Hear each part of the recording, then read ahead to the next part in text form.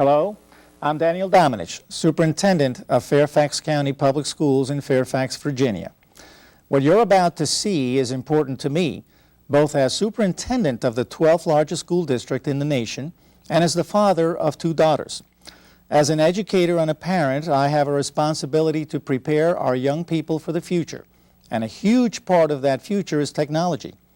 What the American Association of University Women's Research and this video about tech-savvy girls clearly show is that too many young women are leaving school unprepared for the technological challenges of the 21st century. In Fairfax County, as in school districts across the country, boys outnumber girls 3-to-1 in computer science and by as much as 9-to-1 in advanced technology classes. In this video, you're going to hear about several strategies we're trying in Fairfax County. Strategies that we hope will begin to bring parity to these numbers. Changing this equation won't be easy, but we are determined to build an energetic partnership between our schools, our parents, and our communities that will allow us to close the technology gender gap. This video is a first step in an ongoing effort. I hope our story will inspire you to join us in ensuring that every student, regardless of gender, race, or ethnicity, is a tech-savvy member of tomorrow's workplace. When I think of a job with a computer, I picture like a little cubicle and like boring 9-to-5 job. The following program is a production of the Fairfax Network in cooperation with the American Association of University Women.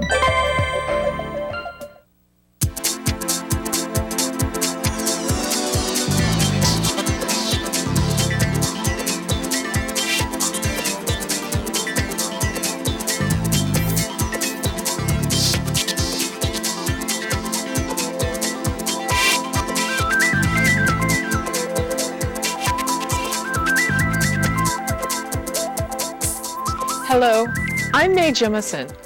I served as a NASA astronaut for 6 years and flew aboard the Space Shuttle Endeavour in 1992. My formal education is in chemical engineering, medicine, and believe it or not, dance. Just like every other child, I was always fascinated by the world around me. I wanted to be a scientist. When I grew up in the late 60s and early 70s, it was unusual for girls to look toward working in science fields, and computers were just coming into common use in engineering and data processing. In fact, my first introduction to computers was as a junior in high school when I learned to program in the language Fortran 4 using computer punch cards. Unfortunately, at the turn of the 21st century, even with personal computers in widespread use, it is still common for girls not to aspire to careers in technology. In a recent study of the American Association for University Women, funded by the Educational Foundation, it came to light that girls continue to be grossly underrepresented in all technology fields. So, what can we do to make girls tech savvy?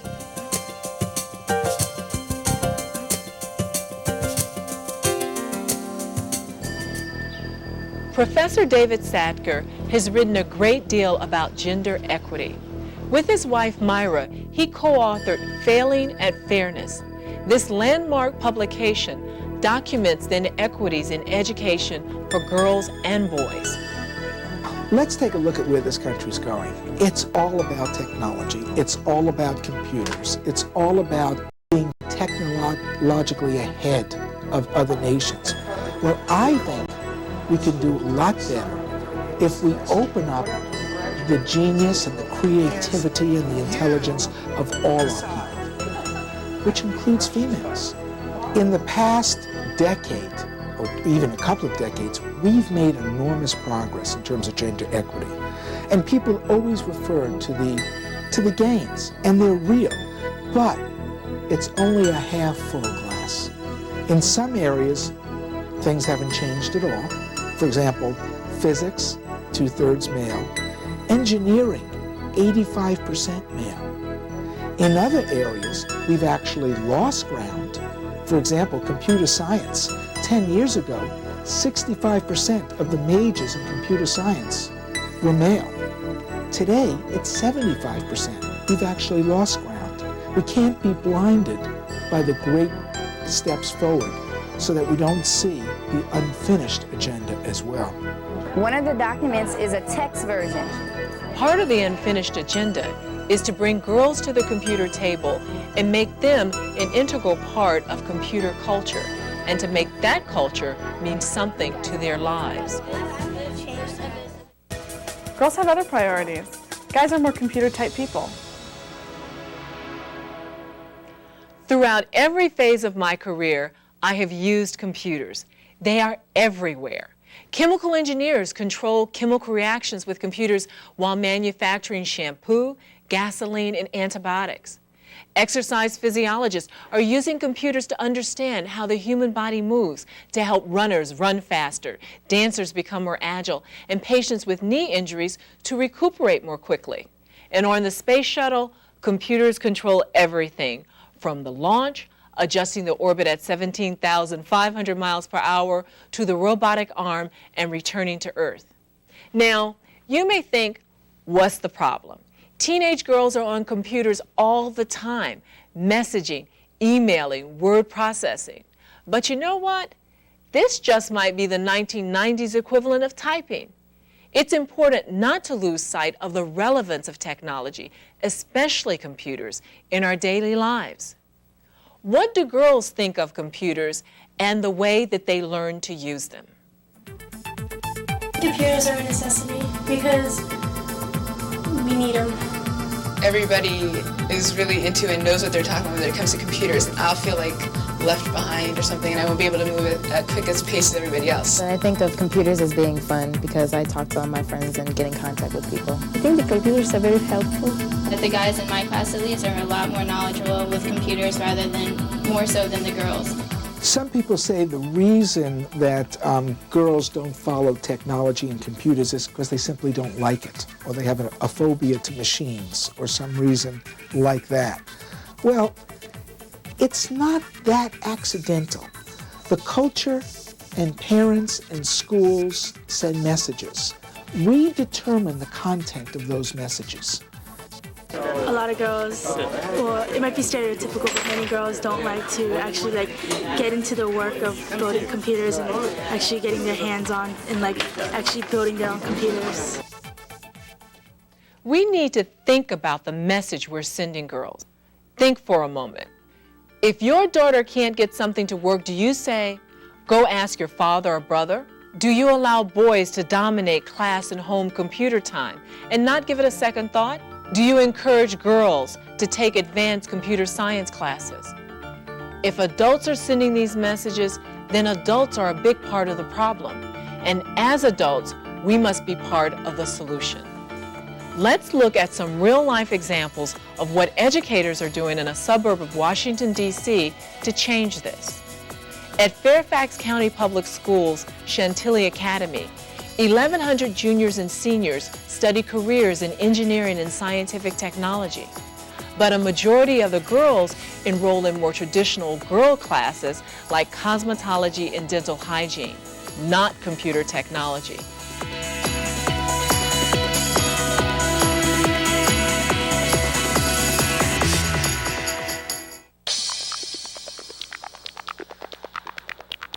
Visitors would comment that there were fabulous facilities and programs, but where were the girls? And so just saying, well, you know, we recruit girls and they don't show up is really not very beneficial and not really doing anything to really change things. Changing things meant creating an all-girls section of a class called Computer Technology.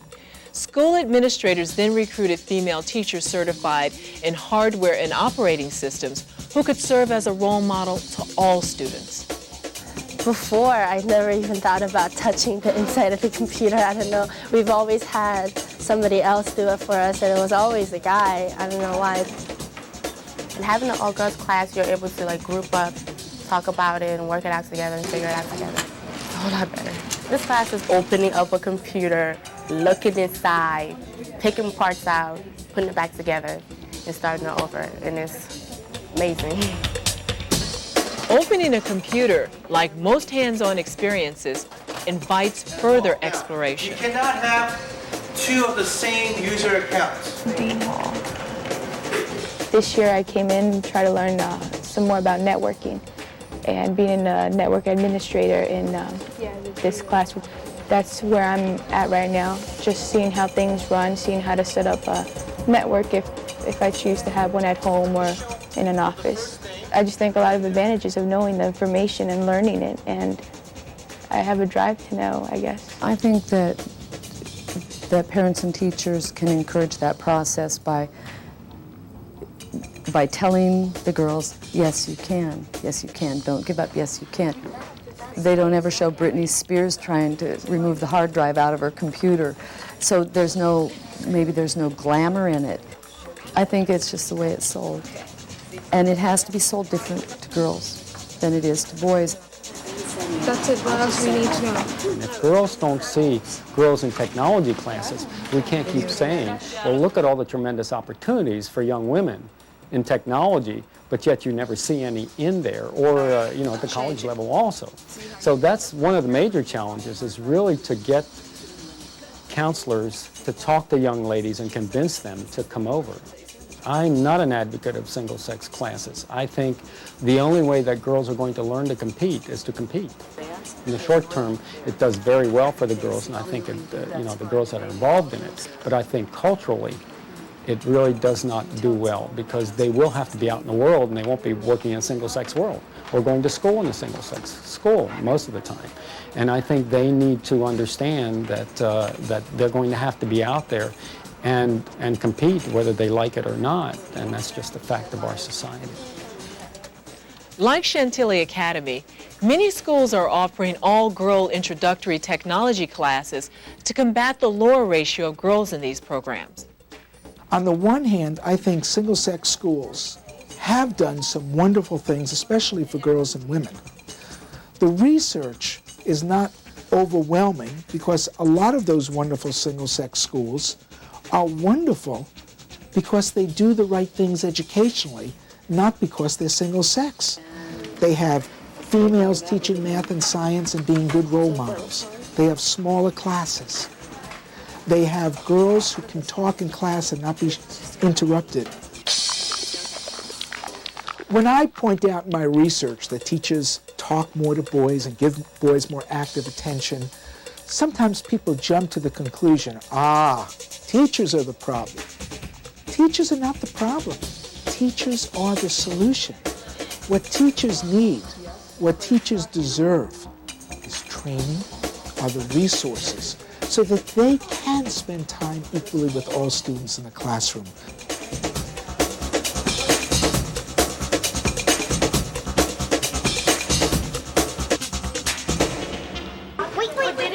Each group will get 10 straws, 4 beads, some straight pins, 1 sheet of paper. The instructions are to make something that you can race. They're moving like that. You guys are looking slanted like that. Welcome to GEMS. It stands for Girls Excelling in Math and Science. It's one of many school and community-based initiatives across the country to galvanize 5th and 6th grade girls to discover how things work. I've been a teacher for more than 25 years, and I've taught at almost every level. And I find that girls really do need to be invited to explore technology, to explore science and math, and they need to be invited more than once. That's very good, you guys. I got involved in educational equity issues because my daughter refused to attend a magnet school because she said math was hard. I knew math wasn't hard for her. She had good test scores and good grades, but that was her perception. So I decided I had to do something that would change that for her. I started an after-school girls' math and science club at her elementary school. The exciting thing is that Julie, who's now a junior in high school, comes back to GEMS and volunteers with the club. and she even helps to suggest projects for them to do. When it first started, we were all like, yes, my mother made me do this, but now they're all here because they want to be. The girls are still all enthusiastic about math and science. They're all here because most of the time they want to be here. What do you guys think will make it go further? They're like coming because there's lots of fun things to do here, and you learn a lot about like science and math. I like coming because we have a lot of activities and I like to do activities. And it's really fun with all my friends coming here. It made me like math and science more. In addition to school-based programs, an annual conference is held to energize girls and their parents to learn more about high-tech careers. To me, it's very important to talk to the young girls today, and I think that there's a lot of young women who are missing out on great opportunities out there, very interesting, very rewarding career field, because for whatever reasons, if it hasn't been, they don't know the opportunities exist, they haven't been encouraged. It's alive! This year, as a finish to my teacher research project, I contacted as many of the original GEMS girls as I could to find out what their career plans were and what kind of classes they were taking in high school. I was very excited to find that compared to the rest of the girls in our county school system, they were taking significantly more advanced and more in quantity of the math, science, and technology classes that we offer, particularly the especially difficult ones such as AP Calculus, Physics, and Computer Science. There has been no intervention with them related to math, science, and technology that they mentioned to me in all that time. So I do feel that our intervention in 5th and 6th grade made a difference. And I'm a geosynchronous satellite, and I'm going to rotate with the Earth. According to recent data from Fairfax County Public Schools, boys currently outnumber girls in every computer technology course offered at the middle or high school level, from 7th grade keyboarding up through college-level courses in computer science and network design. Boys outnumber girls 2-to-1 in computer graphics, 3-to-1 in computer science, and 9-to-1 in network design. Oh no, are you stuck? Stuck. And look, what happened? You know, there's a big difference between choice and opportunity. People will say, don't you think girls should just be allowed to choose what they want to do? Well, in the long run, yes, but it should be an informed choice. When I work with preschoolers, by the time they're 3, they're already socialized into that pink aisle at Toys R Us. And they already have decided that that's what they like to play with, is Barbies. There's nothing wrong with Barbies, but I would also like them to have the opportunity to explore a lot more things. You all are figuring out how to do this, aren't you? Technology savvy person is just a person who's willing to explore, try new things, not afraid of the new ventures out there. The United States faces a technical labor shortage in the years to come. It is critical to realize that girls are a huge untapped part of the talent pool, and even those students who don't pursue information technology careers will find computers impossible to avoid. Every student needs to be a lifelong learner of computer technologies to excel across the spectrum of careers. It is a doable job if we can foster girls' aspirations in computer science by sending girls messages that they belong in technology fields, improving the environment and culture in computer science classes, making the curriculum hands-on, and showing the relevance of computers in our everyday lives. Girls will be tech savvy. Don't forget to visit our website for the resource guide that complements this program. Usually when the computer locks up, it's the mouse that locks up. So usually when that happens and Control-Alt-Delete doesn't work, you really just have to turn off the computer totally. And then my teacher always told us that we should wait like 2 or 3 minutes before we turn it back on after we shut it down. And these are the skills that the girls need to know. And it's important to get them hooked early. If they learn these skills early, then they won't have a hard time as they get older or be afraid of using these programs or equipment. I want to be able to see women at work in technology. I want to be able to see them doing things with computers so that it sort of eliminates that image that I had of, you know, cubicles and boring jobs. By myself, I could have only gotten so far, but with the teachers and the hands-on work, I've gotten a lot farther, I guess, these 2 last years of high school. This is like a good driving force. Like, after this kind of class, you have more skills to use in the future and get the job you need.